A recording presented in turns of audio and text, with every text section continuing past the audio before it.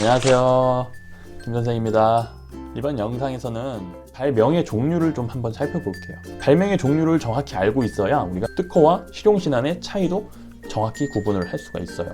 발명에는 이렇게 여러 가지의 종류들이 있는데요. 첫 번째로는 물건 발명, 그 다음 제법 발명, 세 번째는 방법 발명, 네 번째는 기타 발명, 이렇게 네 가지의 발명이 있어요. 그런데 여기서 우리가 잘 관찰을 해야 할 내용은요, 가나다는 색깔이 다르죠. 이 세 가지가 우리나라 특허법에서 이야기하는 발명의 종류예요. 아래에 있는 기타 발명은 우리나라 특허법에 나와 있지 않은 발명들인데요. 나라마다 특허법들이 약간씩 다르기 때문에 어떤 나라에서는 이렇게 아래에 있는 기타 발명이라는 걸 구분을 하고 용도 발명, 미생물 발명, 유전공학 발명 이런 것들을 더 세분화시켜 놓은 그러한 경우도 있어요. 우리나라에서는 세 가지로만 사용을 한다는 걸 알아두시면 좋을 것 같아요. 그래서 이렇게 기타 발명이라고 표현은 되어 있는데 이 기타 발명도 결국 우리나라에서는 물건, 제법, 방법 이 세 가지 안에 다 포함이 된다는 거예요. 그래서 용도 발명의 경우에는 방법 발명에 해당이 되고요. 미생물도 어떻게 발명을 하느냐에 따라서 물건에도 들어갈 수도 있고 방법에도 들어갈 수가 있어요. 그래서 이 물건, 제법, 방법에 대해서 자세히 알아볼 건데요. 물건 발명은 무엇이냐? 우리가 흔히 사용하는 기계기구 장치, 그리고 생활 발명, 그리고 새로운 동물과 식물 이런 것들이 이제 우리가 흔히 이야기하는 물건 발명에 해당이 돼요. 그리고 제법 발명은 어떠한 물건을 제조하는 방법을 우리가 제법 발명이라고 해요. 즉 만드는 방법이죠. 그 다음 방법 발명, 이거는 어떠한 이 물건을 새로운 방법으로 사용하는 걸 의미하는데요. 이렇게 이야기로만 들으면 잘 이해가 되지 않으시죠? 사례를 통해서 한번 살펴볼게요. 물건 발명이에요. 첫 번째는 머리를 빗고 나면 머리카락이 비단에 이제 끼게 되는 거예요. 그래서 이 비단에 있는 머리카락을 제거하기가 힘드니까 어떻게? 이렇게 쭉 고무캡을 벗겨내면 머리카락이 같이 떨어져 나가게 하는 그러한 발명이죠. 대표적인 물건 발명 중 하나예요. 그 다음 옆에 있는 차를 우려내는 물병이죠. 기존에 우리가 사용하는 물병하고는 뚜껑이 굉장히 다르게 생겼는데요. 이 뚜껑 안에 차 잎을 넣고 잠그면 그 안에서 이제 차가 우려 나오는 거예요. 그리고 이 물을 마시게 되면은 차를 마시는 것과 동일한 효과를 갖겠죠. 굉장히 편리한 발명품이죠. 이 두 가지, 이런 발명을 우리가 물건 발명이라고 이야기를 해요. 다음은 이제 제법 발명인데요. 앞에 있는 화면을 보시면 많은 국민들이 사랑하는 간식들이죠. 빵하고 치킨 두 가지가 나와 있어요. 굉장히 맛있는 그러한 음식이 지금 앞에 나와 있는데요. 이 두 가지 음식들이 바로 제법 발명에 해당이 돼요. 무슨 이야기냐?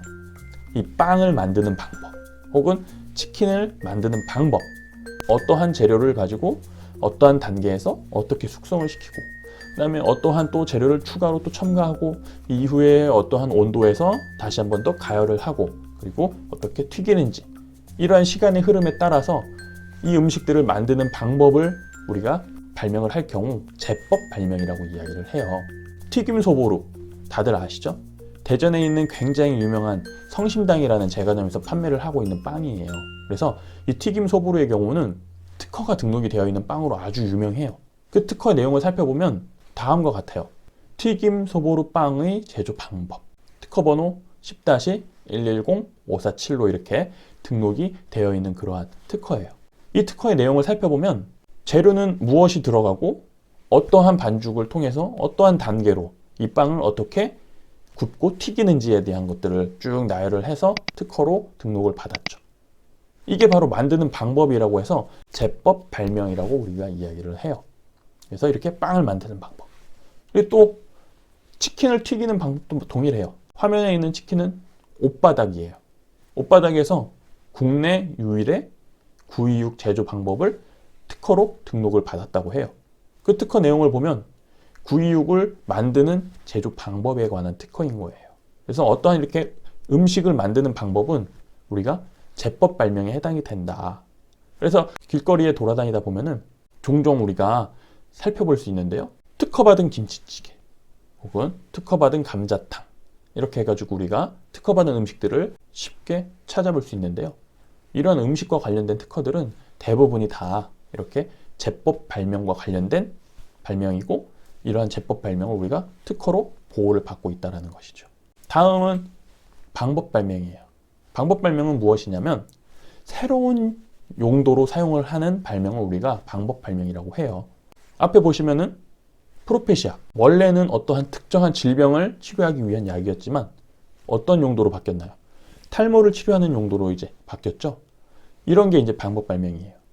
옆에 있는 DDT.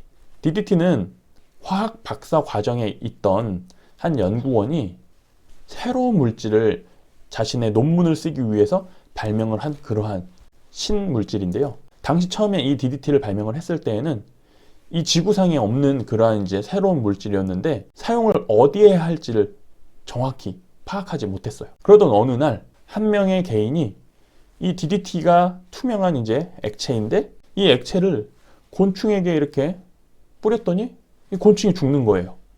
그리고 나서 이 사람이 찾아낸 거죠. 아, 이 DDT를 새로운 용도로, 즉 살충의 용도로 우리가 사용을 해보자. 그렇게 해서 등록이 된 게 바로 이 DDT라는 살충제예요. 그래서 DDT는 원래의 목적은 살충제로 만들려고 했던 건 아니고요. 단순히 논문을 위해서 화학 발명가가 자신이 박사를 받기 위해서 새로운 신물질을 발명을 해낸 건데 당시에는 이 물질이 어디에 사용되면 효과가 있는지에 대해서 전혀 아무도 모르고 있다가 다른 개인이 이 물질을 우연히 곤충들에게 뿌렸더니 이 곤충이 죽고 살충의 효과가 이제 발견이 된 거죠. 그래서 이 살충의 효과를 갖고 있다는 걸 노리고 DDT라는 살충 물질을 출원해서 등록을 받게 돼요. 그래서 이러한 경우를 우리가 방법 발명이라고 이야기를 해요. 그런데 우리가 앞에서 설명드렸던 제법 발명, 이 제법 발명을 크게는 방법 발명이라고도 이야기를 하기도 해요. 그래서 빵을 만드는 방법 혹은 치킨을 만드는 방법, 그래서 이걸 우리가 이제 방법 발명 이야기를 하는데 정확히 표현을 하면 이렇게 세 가지로 우리가 구분이 된다는 거죠. 그래서 물건 발명, 제법 발명, 방법 발명. 그래서 물건 발명이라는 것은 새로운 물질을 만드는 것. DDT를 이용해서 정리를 다시 한번 해보면 DDT라는 새로운 액체 물질을 발명가가 처음 발명을 했어요. 그럼 이 물질 자체는 뭐예요? 물건 발명이 되는 거예요. 그렇다면 이 물건 발명을 어떻게 만드는지를 세세하게 기록을 하는 거죠.